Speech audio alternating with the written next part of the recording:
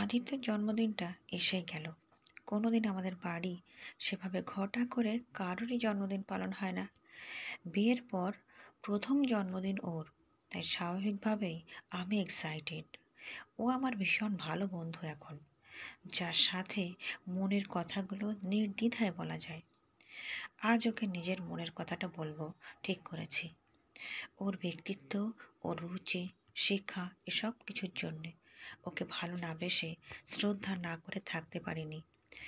প্রেম আমার জীবনে কোনো দিনই আসেনি সেভাবে, তাই জীবনের প্রথম এই প্রেমটা আমায় ভাসিয়ে নিয়ে যাচ্ছিল দূর দিগন্তের নীল সীমানায়।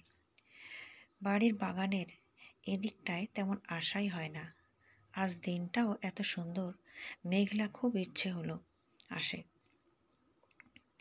এদিকটায় অনেক কটা ফুল গাছ আছে, আপন মনে সুবাস ছড়ায়। তারা আজ বড় ইচ্ছে হলো ফুল দিয়ে ঘরটা ভরিয়ে তোলার।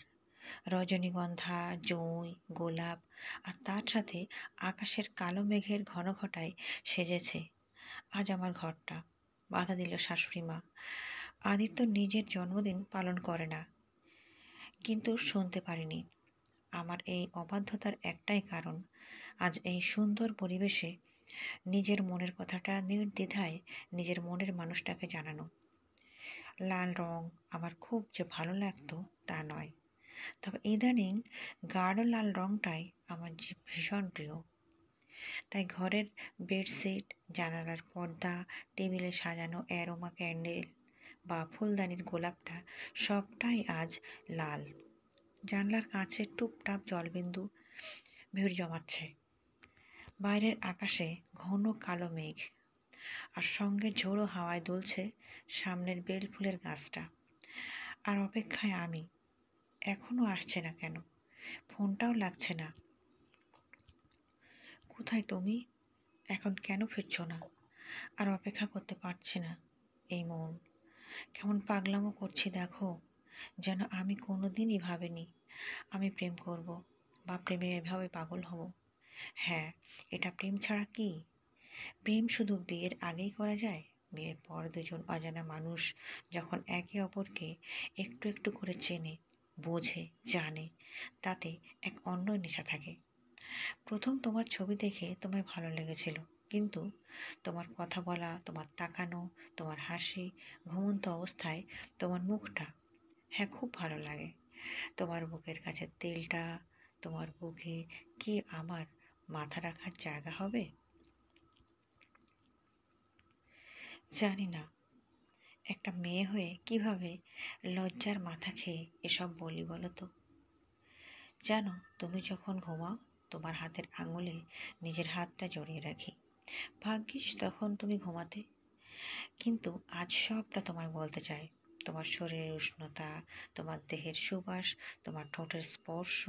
না, আর আমার কোনো দ্বিধা নেই, কোনো আপত্তি নেই। তোমার কাছে মাথা নত করতে রাজি আমি। কই তুমি তো স্বামী অধিকার ফলাতে একবারও একজন নারীর অসম্মান করনি।